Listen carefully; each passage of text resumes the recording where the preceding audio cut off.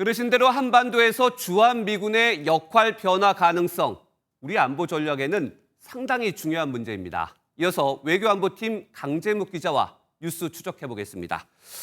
강 기자, 주한미군은 항공모함과 같다. 결국 우리나라가 중국과의 전쟁을 위한 주둔지 같은 느낌인데 중국의 대만 침공 가능성 어느 정도입니까?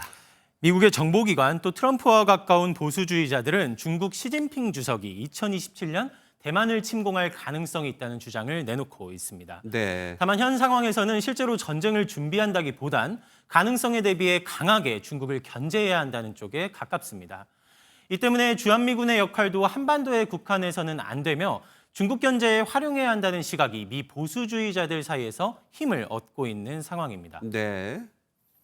미중 소위 전략 경쟁 하에서 중국이 좀 위험할 정도로 군사력을 늘리고 공세적으로 나오고 하면서 다만 실제 대만 침공이 강행돼 주한미군이 투입된다 하더라도 당연히 북한도 대비해야 하는 만큼 우리 군까지 대만에 투입될 가능성은 희박합니다.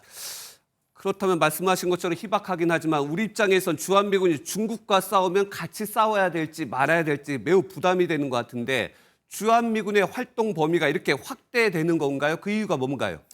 우선 이 사령관이 주한미군의 역할 변화 또 그 중에서도 중국 견제 필요성을 언급한 것은 네. 워싱턴의 분위기를 반영한 것이라고 볼 수 예. 있습니다. 하지만 이 같은 얘기가 또 완전히 새로운 것은 아닙니다. 한미 상호방위 조약을 살펴보면 주한미군 등 한미동맹의 범위가 한반도를 넘어 태평양까지로 설정돼 있음을 확인할 수 있습니다. 예. 1953년 체결된 조약 제3조에는 이미 태평양 지역에서의 공통한 위험에 대처하기 위해 행동한다고 규정하고 있는데요. 70여 년 전 이미 체결한 조약에서 이미 미래에 혹시 모를 태평양 지역의 위험을 상정하고 있었던 것입니다. 이미 태평양 지역 전체에 대한 위협을 상정하고 있었는데 그래도 우리로서는 주한미군의 성격이 변화한다면 우리에게는 중요한 것은 북한 억제력 아니겠습니까? 맞습니다. 북한의 최근에 핵무기도 갖고 있는데 이런 변화에 대한 우려는 어떻습니까? 현재 상황에서 주한미군의 1차적 목표는 북한 격퇴일 수밖에 없습니다. 네. 앞서 설명드린 상호조약 제2조를 살펴보시면요.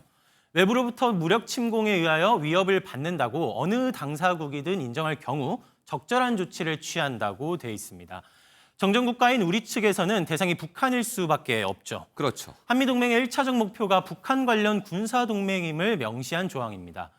주한미군이 속해 있는 인도태평양 사령부도 주한미군의 감축에 대해서는 최근 반대 입장을 분명히 한 바 있습니다. 네. To say, will he invade or won't he invade, we're talking about probabilities. With the loss of the force on the Korean Peninsula, there's a higher probability that he would invade. 미국이 자신들의 이익에 따라 주한미군의 전략적 유연성을 확대하는 쪽으로 전략 지침을 마련하면 외교적 갈등이 불가피해 보이는 상황입니다. 그렇습니다. 우리 주장만 할 수 없고 주한미군의 전략적 유연성이 언제든지 바뀔 수가 있는데 그렇다면 우리가 현재 지금 대선 기간 아니겠습니까? 맞습니다. 후보들이 관련된 공약들이 좀 있습니까? 아직은 미국도 물밑에서 주장이 나오는 수준입니다. 공식적인 네. 움직임이 확인된 것은 아닌 만큼 국내 대선 후보들 역시 구체적인 입장은 없습니다. 다만 이재명 더불어민주당 후보의 경우 전시작전권을 환수하겠다는 공약이 눈에 띕니다. 미국도 이를 요구하고 있는 상황인 만큼 이 후보가 당선된다면 전작권 환수에 속도가 붙을 가능성이 있습니다.